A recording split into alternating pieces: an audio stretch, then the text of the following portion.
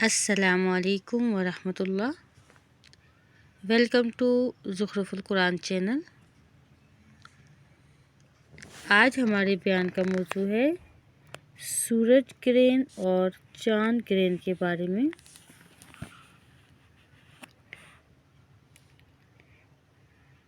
کسوف کی نماز اور گہن کی نماز۔ خسوف کا مطلب ہے چاند کی روشنی یا اس کا بعض حصہ چلا جائے۔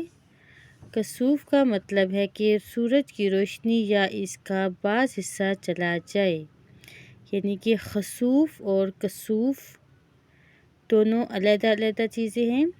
سورج اور چاند گرہن اللہ کی نشانیوں میں سے دو نشانیاں ہیں جن کے ذریعے اللہ تعالیٰ اپنے بندوں کو ڈراتا ہے۔ کسوف اور خسوف کی نماز سنت مؤکدہ ہے۔ جب سورج یا چاند کو گرہن لگے تو مسجدوں اور گھروں میں نماز پڑھنا چاہیے۔ مسجدوں میں نماز پڑھنا افضل ہے۔ جس طرح زلزلے کے کچھ اسباب ہیں، بجلی گرنے کے کچھ اسباب، آتش فشاں پہاڑوں کے پھٹنے کے کچھ اسباب ہیں، اسی طرح کسوف اور خسوف کے بھی کچھ اسباب ہیں، یعنی سورج اور چاند گرہن کے بھی کچھ اسباب ہیں۔ تاہم اللہ تعالیٰ ان کے ذریعے بندوں کو ڈرانا چاہتا ہے تاکہ وہ اللہ کی طرف رجوع کریں۔ کسوف کی نماز کی صفت۔ کسوف کی نماز میں اذان و اقامت نہیں، لیکن اگر دن یا رات میں کسوف ہو جائے تو لوگوں کو نماز کے لیے اس طرح پکارا جائے: نماز سے پہلے پڑھنے کے لیے اکٹھے ہو جاؤ، جماعت سے نماز پڑھنے کے لیے اکٹھے ہو جاؤ۔ ایسا ایک مرتبہ یا کئی مرتبہ کہا جائے۔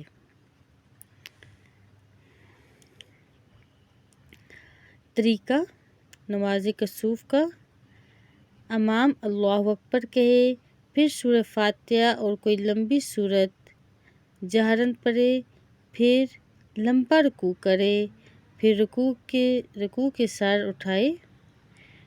سے سر اٹھائے اور سمیع اللہ لمن حمدہ ربنا ولک الحمد حمداً کثیراً طیباً مبارکاً فیہ کہے اور سجدہ نہ کرے۔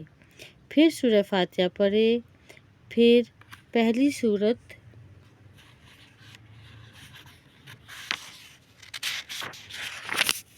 سے چھوٹی سورت پڑھے، پھر پہلے رکوع سے کچھ کم لمبا رکوع کرے، پھر سر اٹھائے، پھر دو لمبے سجدے کرے جن میں پہلا سجدے سے زیادہ لمبا ہو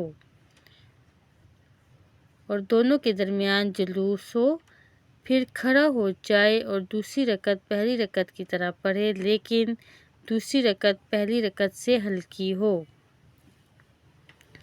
پھر تہجد کے لیے بیٹھے اور سلام پھیرے۔ کسوف کی نماز میں اگر ہر رکعت کا پہلا رکوع مل جائے تو گویا وہ رکعت مل گئی۔ اگر گرہن چھٹ جائے تو کسوف کی نماز فوت ہونے کے بعد اس کی قضا نہیں ہے۔ اس کا وقت گرہن لگنے کے وقت سے اس کے چھٹ جانے تک کا ہے، یعنی جب تک سورج گرہن اور چاند گرہن ہے اس وقت تک نماز پڑھی جائے۔ جب گرہن ختم ہو جائے تو نماز ختم کر دی جائے۔ سنت یہ ہے کہ امام اس کے بعد خطبہ دے، لوگوں کو نصیحت کرے اور ان کی اس عظیم حادثے کے بارے میں بتلائے تاکہ ان کا دل نرم ہو جائے اور ان کی کثرت سے دعا اور استغفار کرنے کے لیے کہے۔ حضرت عائشہ رضی اللہ تعالیٰ عنہا کہتی ہیں کہ رسول اللہ صلی اللہ علیہ وسلم کے زمانے میں سورج گرہن ہوا۔ آپ نماز کے لیے کھڑے ہوئے، آپ نے خوب لمبا قیام کیا، پھر رکوع کیا اور بہت لمبا رکوع کیا، پھر اپنا سر اٹھایا اور بہت لمبا قیام کیا لیکن پہلے قیام سے مختصر، پھر آپ نے رکوع کیا اور بہت لمبا رکوع کیا لیکن پہلے رکوع سے کم، پھر سجدہ کیا، پھر آپ کھڑے ہوئے اور لمبا قیام کیا لیکن پہلے قیام سے کم، پھر آپ نے رکوع کیا اور لمبا رکوع کیا لیکن پہلے رکوع سے کم، پھر آپ نے اپنا سر اٹھایا اور دیر تک کھڑے رہے، لیکن پہلے قیام سے کم۔ پھر آپ نے رکوع کیا اور تھوڑی دیر تک رکوع کیا، لیکن پہلے رکوع سے کم۔ پھر سجدہ کیا۔ پھر نماز سے فارغ ہوئے تو سورج صاف ہو گیا۔ پھر آپ نے خطبہ دیا، اللہ کی حمد بیان کی۔ پھر فرمایا، سورج اور چاند دونوں اللہ کی نشانیوں میں سے ہیں۔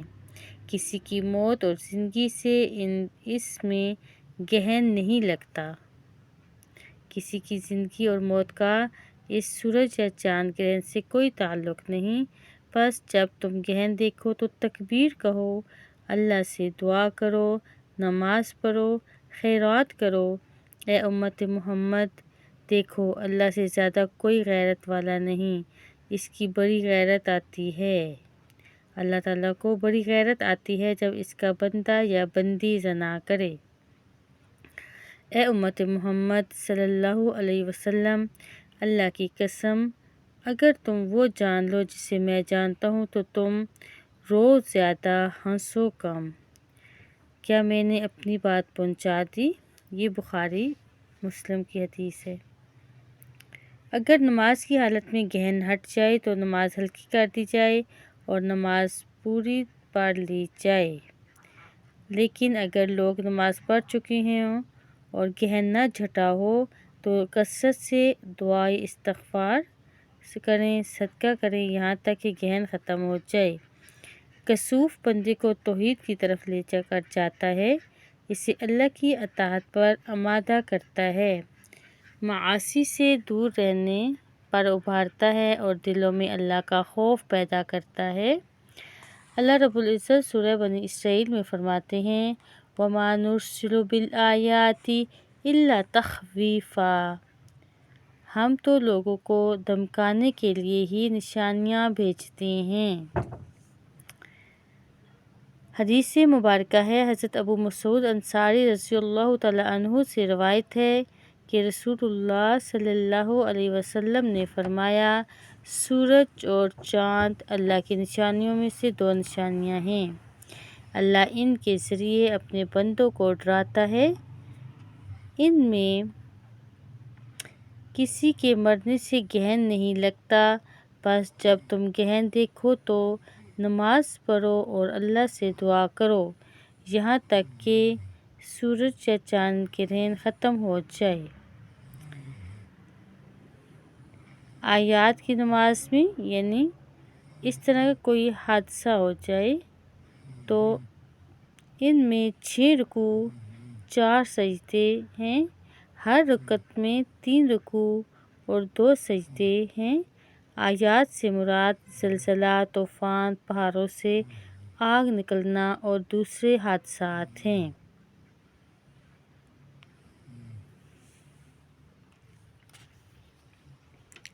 ایمان یہ ہے کہ تم اللہ اور اس کے فرشتوں، اس کی کتابوں اور اس کے رسولوں، یوم آخرت اور تقدیر پر ایمان لو۔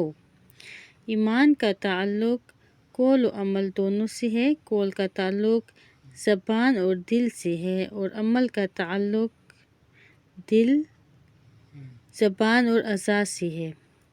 ایمان اطاعت سے بڑھتا اور معصیت سے گھٹتا ہے۔ ایمان کا مطلب دل سے تصدیق کرنا، زبان سے کہنا اور اعضاء سے عمل کرنا ہے۔ ایمان کی شاخیں۔ حضرت ابو ہریرہ سے روایت ہے کہ رسول اللہ صلی اللہ علیہ وآلہ وسلم نے فرمایا، ایمان کی 70 سے اوپر یا 60 سے اوپر شاخیں ہیں، ان میں سب سے افضل لا الہ الا اللہ کہنا اور سب سے ادنیٰ راستے سے تکلیف دہ چیز ہٹانا اور حیا و شرم بھی ایمان کی شاخ ہے۔ ایمان کے درجات۔ ایمان کا ذائقہ اور اس کی مٹھاس ہوتی ہے، اس کی حقیقت ہوتی ہے۔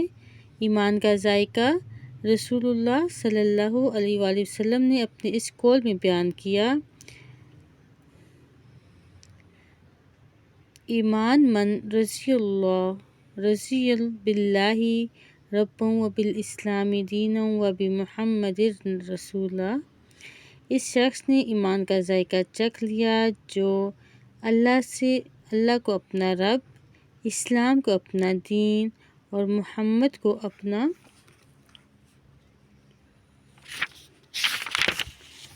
رسول ماننے پر راضی ہو۔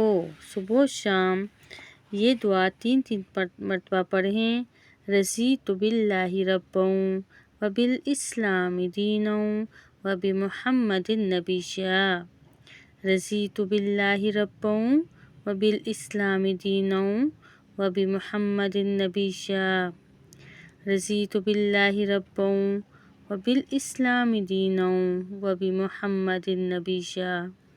ایمان کی مٹھاس کو نبی صلی اللہ علیہ وسلم نے اس طرح بیان کیا ہے: 3 چیزیں جس کے اندر ہوں ایمان کی مٹھاس پا لیتا ہے۔ ایک یہ کہ اس کے نزدیک اللہ اور اس کے رسول ہر چیز سے زیادہ محبوب ہوں۔ دوسرا یہ کہ وہ کسی آدمی سے صرف اللہ کی خاطر محبت رکھے۔ تیسرا یہ کہ کفر کی طرف لوٹنا اسے ایسے ہی ناپسند ہو جیسا اسے آگ میں ڈالے جانا ناپسند ہے۔ ایمان کی حقیقت اس شخص کو حاصل ہوتی ہے جس کے پاس دنیا کی حقیقت یعنی دین کی حقیقت اور جو دین کے لیے محنت کرتا ہے، مثلاً عبادت، دعوت، ہجرت، نصرت، جہاد اور انفاق وغیرہ۔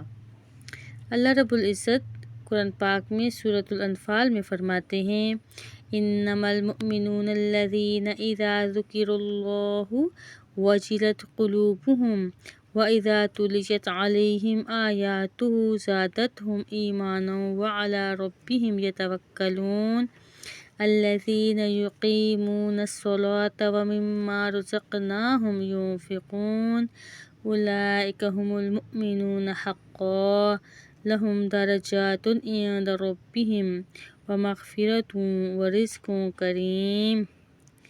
ترجمہ: بس ایمان والے تو ایسے ہوتے ہیں جب اللہ تعالیٰ کا ذکر آتا ہے تو ان کے دل ڈر جاتے ہیں، اور جب اللہ کی آیتیں ان پر پڑھی جاتی ہیں تو وہ آیتیں ان کے ایمان کو زیادہ کر دیتی ہیں،